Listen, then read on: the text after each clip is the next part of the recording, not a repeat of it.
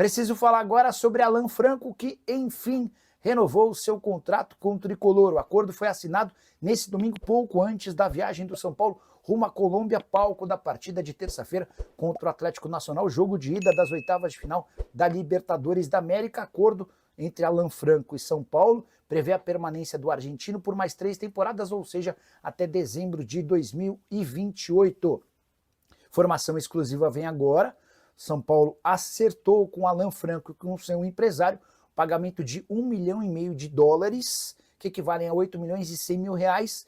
Essa grana será destinada a um prêmio como luvas e também para a quitação de dívidas atrasadas com o empresário do Alan Franco, dívidas essas que foram contraídas quando da mudança do Alan Franco dos Estados Unidos para o Brasil já há bastante tempo. O Tricolor vai fazer o pagamento desses 8 milhões e 100 mil em 2 parcelas. E a partir desse acordo, ficou tudo encaminhado e o Alan Franco foi autorizado por seu empresário para assinar contrato. Excelente notícia, até porque o Alan Franco tinha contrato com o Tricolor somente até 31 de dezembro e já poderia assinar um pré-contrato para deixar o São Paulo sem custos na virada do ano. Temporada atual do Alan Franco de 31 jogos e 1 assistência, para mim, o principal defensor da zaga São Paulina. Hora de falar sobre o São Paulo. Você sabia que o Tricolor tem, nesse momento, um rombo de 67 milhões de reais causado pelo Departamento de Futebol em 2025? Bora explicar esses números. O São Paulo ficou devendo dinheiro no Campeonato Paulista e na Copa do Brasil. Para você entender o contexto, a gente volta no início da temporada, quando todos os times de futebol do Brasil fazem um planejamento orçamentário. E o orçamento do Tricolor para 2025 previa que o São Paulo chegasse à final do Campeonato Paulista e às quartas de final da Copa do Brasil. Você sabe, o Tricolor não alcançou esses objetivos por conta dos prêmios dos responsáveis pelo campeonato e também com bilheteria. O São Paulo estima ter perdido 10 milhões de reais no Campeonato Paulista e mais 14 milhões de reais na Copa do Brasil.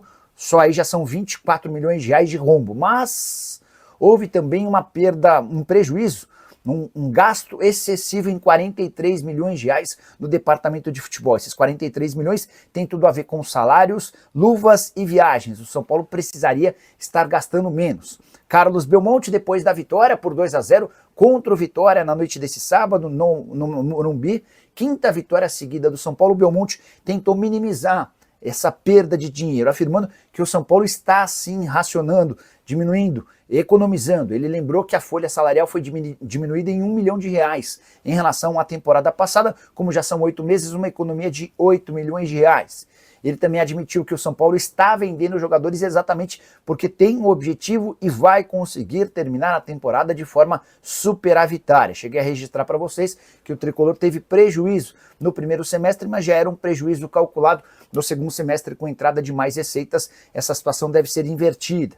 Só para completar, preciso falar sobre vendas e compras. A tendência é que o São Paulo, nesse momento, não faça mais investimentos em relação a zagueiro. Essa ideia havia sido levantada na semana passada por conta da contusão do Arboleda. Como o prazo de inscrições para a Libertadores já terminou, São Paulo descarta fazer novas aquisições para o setor. Sobre saídas, Jandrei está a caminho do Juventude. São Paulo empresta de graça e paga pouco mais da metade do salário.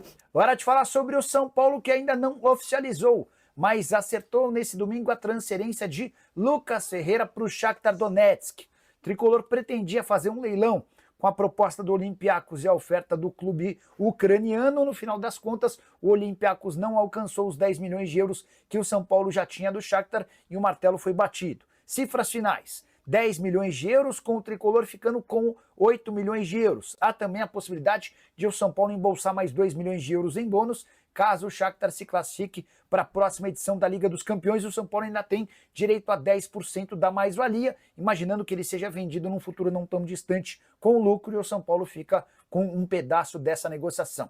São Paulo era dono de 80% dos direitos econômicos, outros 20% pertenciam, no caso, ao Boa Vista. Os exames médicos do Lucas Ferreira serão feitos nessa segunda-feira. Mais um atleta extremamente jovem que foi pouco utilizado na base, que é vendido por um valor bastante baixo. Nessa temporada, algumas semanas atrás, o Tricolor já havia se desfeito de Matheus Alves, meio atacante negociado com o CSKA por 6 milhões de euros.